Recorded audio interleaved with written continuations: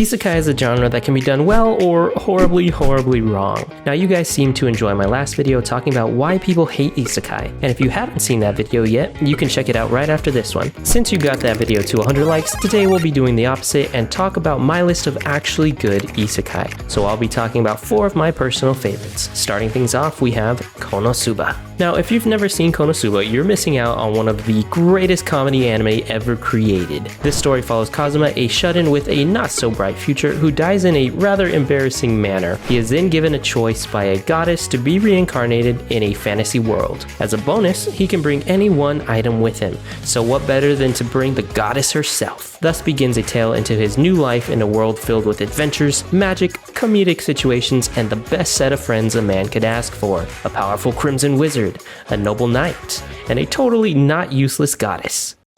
This anime will always have a special place in my heart because of how much it has made me laugh over the years. Sure, there are some tropes you'd see anywhere else, but the way that this anime makes fun of all those and it includes their own original comedy is just top tier. Not to mention the many facial expressions that will have you laughing for days. I could talk about Konosuba forever, but I need to move on to the next anime. The next isekai on my list does things a little bit differently. In this anime, our main character is not a victim of Truck-kun, but rather a victim of the SAO problem. He got stuck in a video game. Our main character Ain's Gaon wanted to play his beloved game until the very last second before they shut it down forever. But when that time came, he couldn't log out. He now finds himself stuck in this game, having to play it as if it were his life, while also trying to figure a way out. Luckily, he has an extremely high-level mage build who leads a powerful guild in this video game. This anime takes having an overpowered MC to the max. I mean, he's literally almost invincible along with his extremely powerful NPC followers. A little bit of a spoiler, but let's just say with one spell he was able to wipe out an entire army.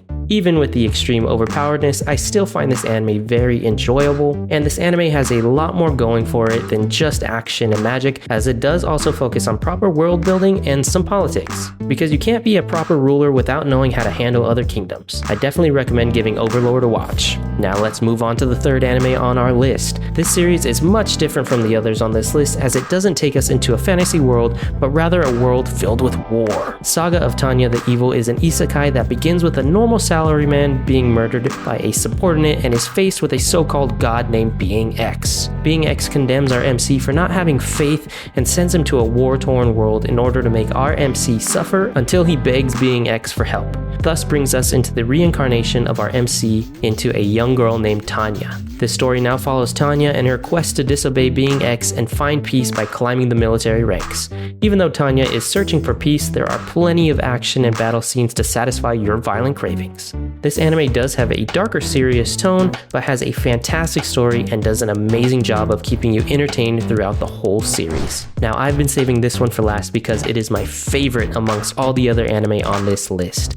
This anime is one that I recommend to everyone and will never have a bad thing to say about it because it's just that good. I've laughed, I've cried, I've felt every emotion you can feel while watching this anime. I'm talking about none other than Re:Zero. This story follows Subaru, who is randomly transported into another world. Like, literally randomly transported. One second he's getting a snack at 7-Eleven, and the other he's in the middle of a fantasy market. He quickly learns that he has a power called Return by Death, where he is able to come back after death and relive moments with his memory still intact as if he was at a save point. This anime has so many twists and turns that it can get confusing really fast, but the more you watch, the more you learn, and it all unravels at a perfect pace. The story is perfect, the characters are perfect, and I'm 100% biased when it comes to Re:Zero, and really the only bad thing about it is the time spent waiting for other seasons to come out. In all honesty, I might make a video talking about how much I love Re:Zero and why I think it's the perfect anime. So if you'd like to see that video, let me know in the comments and get this video to 100 likes. And before I go, I wanted to say thank you all so much for 100 subscribers. I did not think I would get there so fast. I know 100 may not seem like a lot to other people,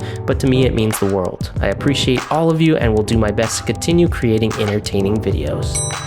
My next goal is 500 and I'm thinking about doing something special for it, so stay tuned.